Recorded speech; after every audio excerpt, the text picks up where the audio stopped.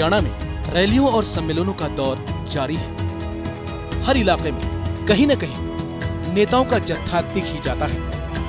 ये नेता लोगों को लुभाने के लिए कहीं विपक्षी पर हमला करते दिखते हैं तो कहीं अपने उपलब्धियों को गिनाते नजर आते हैं। यहाँ से जो नेता पैदा हुए, जो लैली सिंह थे, जो राजेंद्र सिंह थे, भाई वेद सिंह हैं, सबने अपने अपने कार्यकाल में इस इलाके को आगे बढ़ाया।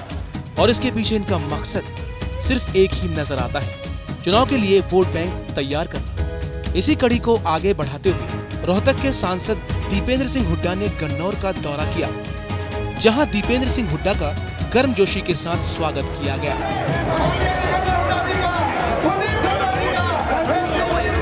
और इस दौरान दीपेंद्र सिंह हुड्डा ने दातोली और राजपुर के विकास के लिए 2 करोड़ 40 लाख की ग्रांट देने की भी घोषणा की।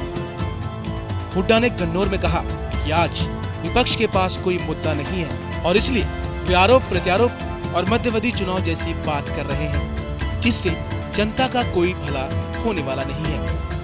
ये विपक्ष की पार्टियां बहुत समय से यही बात कह रही हैं, उनके पास कोई और कहने को मुद्दा नहीं। मध्यावधि चुनाव की बात कोई नई बात नहीं, मगर मुझे ये भी मैं कहना चाहता हूँ कि जो लोग मध्यावधि चुनाव की बात करता है विपक्ष, उनको ये बताना चाहिए मध्यावधि चुनाव से लोगों का क्या फायदा है। लोगों का फायदा तो काम करने से है। विपक्ष को तो काम की बात करनी चाहिए, विपक्ष को तो बात रखनी चाहिए कि गन्नौर में मंडी बने, विपक्ष को बात रखनी चाहिए राजीव गांधी एजुकेशन सिटी बने, रेल की लाइन बने, यूनिवर्सिटीज़ बने, कॉलेजेस बने, सोनीपत का बाईपास बने। विपक्ष को तो ये बात रखनी चाहिए, मगर विपक्ष मध्यावधि चुनाव की बात करता है, उस बात के कोई मायने नहीं। दीपेंद्र ने अपने संबोधन में कहा कि आज जनता जागरूक है और 7-8 सालों के विकास के मामले में हरियाणा देश भर में आगे बढ़ा है और 3 सबसे तेजी से आगे बढ़ने वाले राज्यों में हरियाणा नंबर 1 है। इसके अलावा दीपेंद्र ने कहा कि अभी तो सिर्फ विकास की नींव रखी है, विकास तो अभी और होना बाकी है। पिछले 7-8 सालों में हरियाणा में जिस प्रकार से विकास की एक नींव रखी गई है, छत्तीस बिरादरी के भाईचारे की एक नींव रखी गई है और एक अच्छे माहौल में हरियाणा किस प्रकार से आगे बढ़े, वो मुझे लगता है कांग्रेस पार्टी ने पिछले 7-8 सालों में हरियाणा में एक प्रगति की नींव रखी है और उसी पे आने वाले समय में हम मेहनत करके और तेजी से हरियाणा आगे बढ़े, ऐसा हमारी कोशिश है।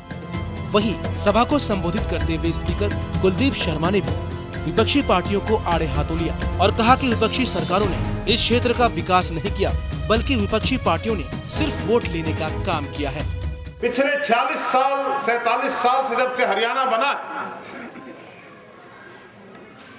जो इस क्षेत्र का विकास होना चाहिए था, वो कुछ ऐसे लोग सत्ता में आ गए परली तरफ से, जिन्होंने पूर्णतया इस इलाके की तरफ से अपनी आंखें बंद कर दी। यहां से वोट तो लिए, यहां से रैली और ट्रैक्टर तो भरवाए, लेकिन यहां के लोगों का भला किसी ने नहीं।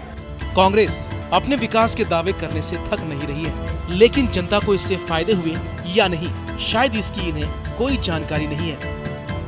ऐसे में देखना यह है कि इस विकास के दावे और इन रैलियों का जनता पर क्या असर पड़ता है।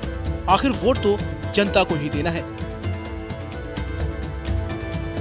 जनता के लिए सोनीपत से योगेश सूद की रिपोर्ट।